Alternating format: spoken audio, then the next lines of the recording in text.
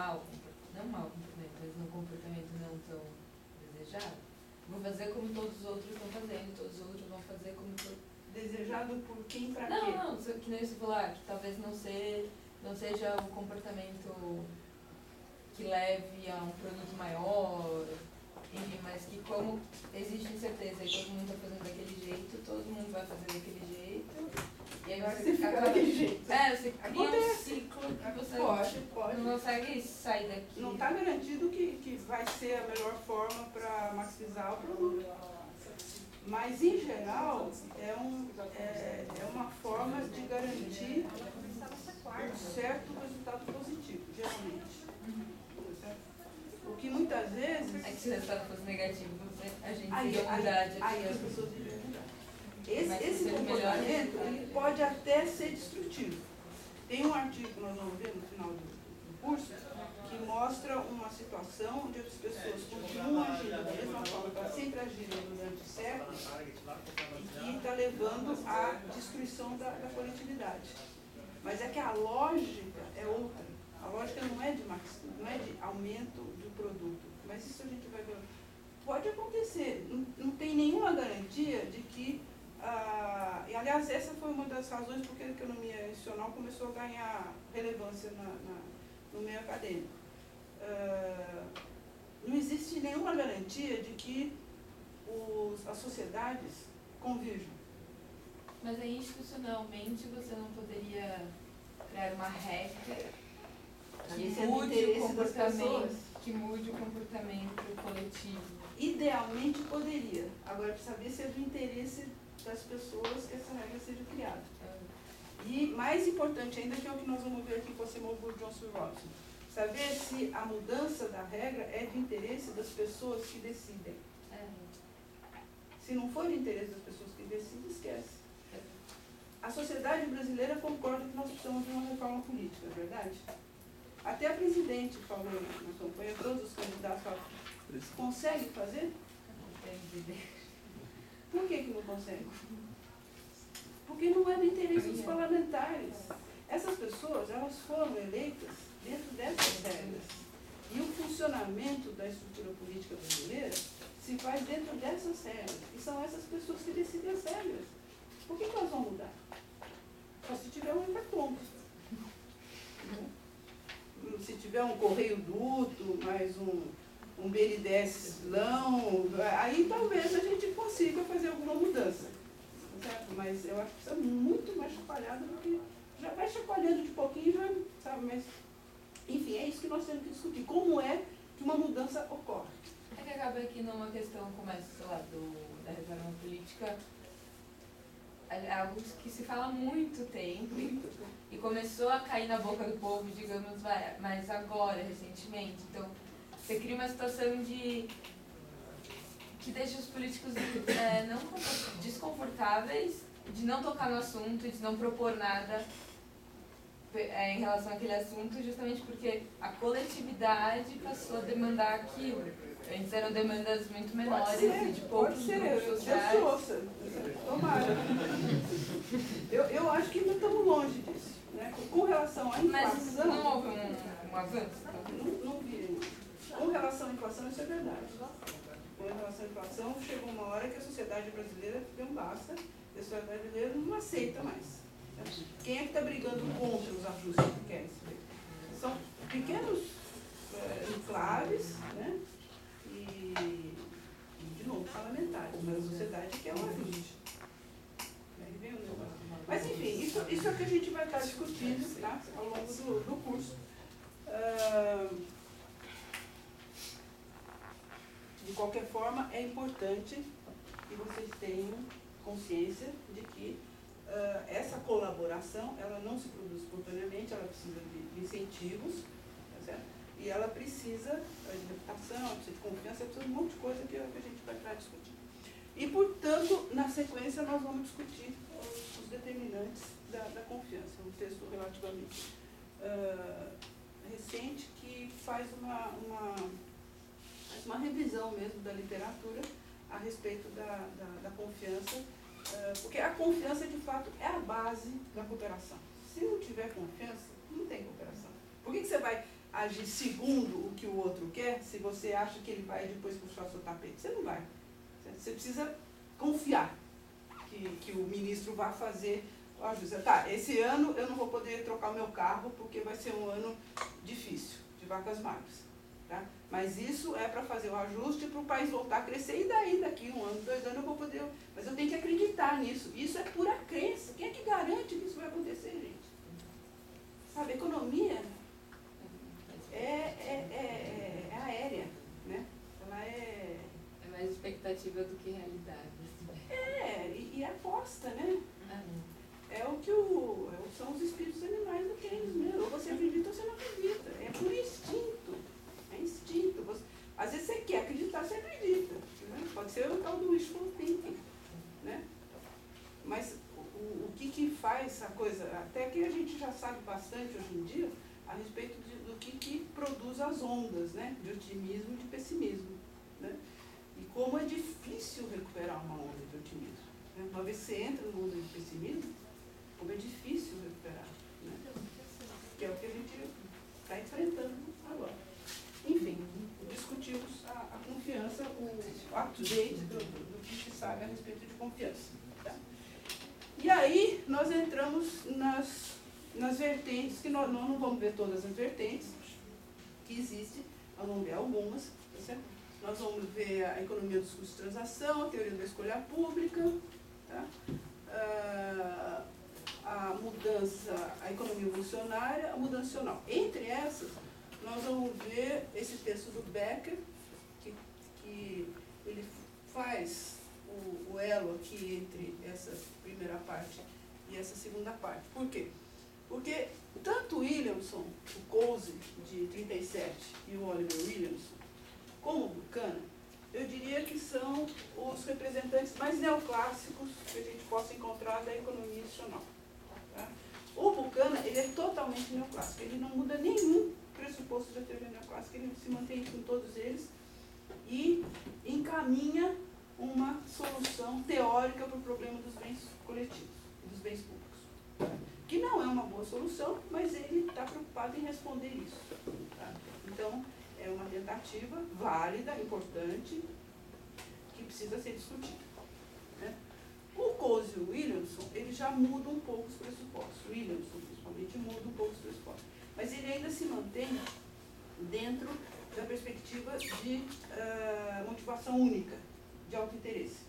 E por isso eu considero o Williamson neoclássico ainda. Tá certo? E por isso que eu ponho o Williamson junto com o Buchanan. Por que o Williamson e o Coase de 37 vêm na frente? Porque o Williamson, ele é muito mais associado à análise de organizações privadas, tá? Corporações, principalmente. Tá? O Buchanan já não. O Buchanan está preocupado com o sistema econômico. Então, apesar de ser neoclássico, ele já está preocupado com uma esfera mais ampla, assim como o Coase de 60 e o North de 90. Então, eu ponho o Buchanan mais perto, apesar de ser mais neoclássico do que o Williamson, como ele está preocupado com o sistema, eu ponho ele mais perto do Douglas North do que do Williamson. Tá? Aí, o Gary Becker é importante, que também sendo totalmente neoclássico, ele tem uma análise da importância do poder político, que ressalta já desde o trabalho do Acemoglu. E é um trabalho matemático, eu acho um trabalho brilhante esse do Gary Becker. O Gary Becker é conhecido por ser heterodoxo nos temas, né? Não no método, mas nos temas ele é heterodoxo. E ele faz um tratamento brilhante e mostra que é isso mesmo, que decide quem pode. Tá? Quem tem poder é quem decide. Tá? E isso ele mostra exclusivamente com os pressupostos neoclássicos. Ele não precisa sair disso para fazer isso matematicamente. Aí, o problema da escola social é o artigo clássico sobre externalidade. Externalidade tem tudo que ver com o problema de bens coletivos, como vai ficar, que já é claro, tá certo? Porque o bem coletivo, ou bem público, ele precisa do conjunto das pessoas.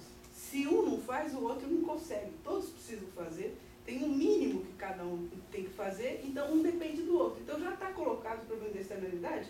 A ação coletiva tem embutida dentro dela um problema de externalidade. Não tem como separar a ação coletiva de externalidade. Tá? Por isso a gente tem que trazer a externalidade com o trabalho clássico do Coase.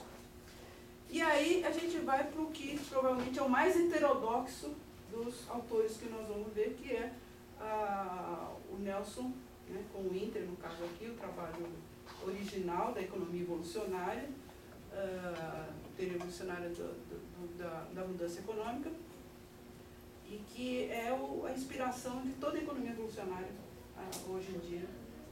O início é esse trabalho aqui. O que ele tem de muito diferente? Ele trabalha com a tradição. A motivação básica dos agentes é fazer do jeito que sempre faz. Repetir, tá? Porque eles dizem que é um trabalho voltado principalmente também para corporações, que tem a hipótese de que quanto menos as pessoas pensarem, maior vai ser a produtividade dela. Isso é verdade para a linha de produção. A linha de produção é o tempos modernos do Charlie Chaplin. Quanto menos pensar, mais rápido vai executar e mais coisas vai fazer, maior vai ser a sua produtividade. Né? Então esse é o moto do agente, no caso o agente praticamente não pensa. Aí na sequência, e importante, esse agente que não pensa, não é que ele vai realmente, de vez em quando, nessa faseção dele, ocorrem mutações, como acontece na biologia. E essas mutações, elas podem vir para melhorar o desempenho ou piorar. É totalmente aleatório. Mas quando elas vêm para melhorar, geralmente elas se estabelecem. E é essa a forma. Só que as mudanças são totalmente aleatórias. E, portanto, elas introduzem regras que na economia funcional são chamadas de informais. Por quê? Porque não foram decididas. Elas foram adotadas, pessoas agem segundo aquilo, mas ninguém decidiu. Então, o enfoque da economia evolucionária é um enfoque muito adequado para a explicação dessas regras que ninguém sabe de onde surgiram. Como é que elas se estabeleceram no dia a dia das pessoas. Regras que seriam culturais, que a gente chamaria de cultura? Tem muita coisa, quase tudo. Eu tenho um artigo famoso do tal de Sudgate, que conta uma historinha, chama-se Spontaneous Order, esse artigo. Que conta a história, começa o artigo contando a historinha de uma vila de pescadores, acho que é na Inglaterra, que tinha o costume de o primeiro que juntasse a madeira que era trazida pelas ondas era o dono da madeira. Então, qualquer um que levantasse de manhã, acordasse, juntava e ia embora. Aí os outros, chegando na praia, aquele monte que já estava feito, ninguém mexia. Porque tinha dono, não precisava nem saber quem era o dono. Mas se alguém juntou, é porque alguém é dono daquele negócio. Ninguém decidiu isso. Certo? É uma ordem espontânea, é uma ordem que se estabeleceu no comportamento daquelas pessoas e elas foram aceitando aquilo e se estabeleceu aquela regra. Tá? Alguns autores até dizem que a maior parte das regras formais que existem hoje em dia, elas vêm de regras informais. Né? Quando as pessoas percebem que há necessidade. Muita gente age daquele jeito, mas, tá? Por exemplo, desligar celular, não usar celular no carro. Todo mundo sabe, sempre soube, que celular está lá no carro. Celular é um risco. Certo? Muita gente não usava já quando não era proibido. Mas muita gente usava. Virou uma regra, muita gente usava essa regra informalmente, muita gente não usava. Virou uma regra pública. Tá? Mais pessoas passam a adotar essa regra. Muitas continuam usando. Isso é importante ter claro, óbvio, todo mundo sabe. Não é porque existe a regra que as pessoas obedecem à regra. Mas, de qualquer forma, em geral, uma regra formal, ela evolui a partir de uma regra informal. E tem outra coisa, muitas regras formais dão origem a outras regras informais que depois podem se transformar em informais. Existe uma interação entre as regras formais e as informais. Mas, teoricamente, nós não temos ainda essa explicação dessa interação. Então, o que a gente tem é uma vertente que é mais adequada para explicar as regras informais, que é da teoria evolucionária, e uma outra vertente que é mais adequada para explicar as regras formais, que é a da chamada mudançacional do Douglas North. Aqui, as regras são decididas. Sabe-se quem decidiu, quando decidiu, como decidiu, qual foi a regra utilizada para a decisão. Por exemplo, política econômica, toda política econômica é composta por regras formais.